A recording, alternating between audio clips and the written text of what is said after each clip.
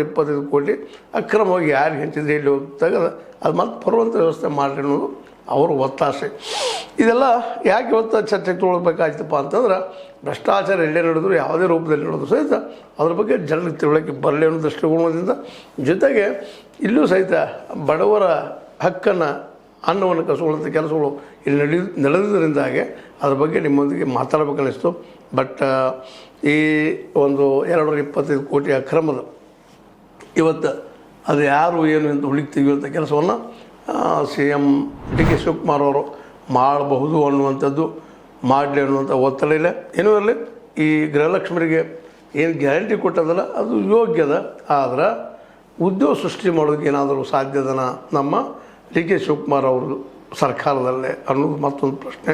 ಆ ಪ್ರಶ್ನೆಗೆ ಅವರು ಉತ್ತರ ಹುಡುಕಲಿ ಅಂತ ಹೇಳ್ತಾ, ಇದು ನಿಮ್ಗೆ ಲೈಕ್ ಆಗಿರ್ಬೋದು, ಲೈಕ್ ಮಾಡಿ, ಶೇರ್ ಮಾಡಿ, ಕಮೆಂಟ್ ಮಾಡಿ, ಜೊತೆ ಸಬ್ಸ್ಕ್ರೈಬ್ ಮಾಡಿ. H16 ನ್ಯೂಸ್ ಅರ್ಥಾತ್ ಹೇಳಿ ಮೇಲೆ ಸತ್ಯದ ಕೈಗಳಲ್ಲಿ ವಂದನೆಗಳು. ಆತ್ಮೀಯ ಸಾರ್ವಜನಿಕರಲ್ಲಿ H16 ಅರ್ಥಾತ್ ಹೇ ಸೀತಾರಾಮದಿಂದ ಒಂದು ಮನವಿ.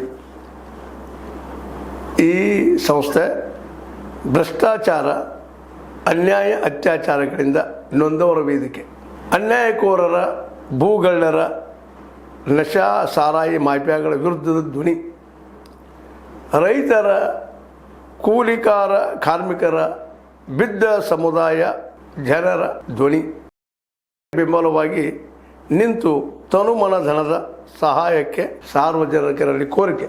ದಾನದ ಸಹಾಯ ನೀಡಿ ಸ್ವಾತಂತ್ರ್ಯ ಪತ್ರಿಕೋದ್ಯಮ ಉಳಿಸಿ ಬೆಳೆಸಿ. ವಂದನೆಗಳು. ತಮ್ಮನ್ನೇ ನಂಬಿರುವ ಮಲ್ಲಪ್ಪ ಇ ಜೋತಾವರ್.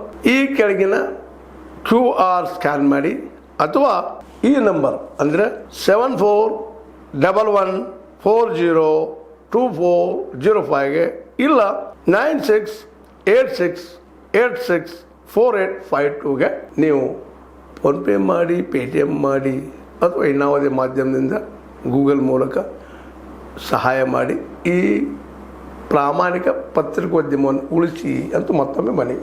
ವಂದನೆಗಳು.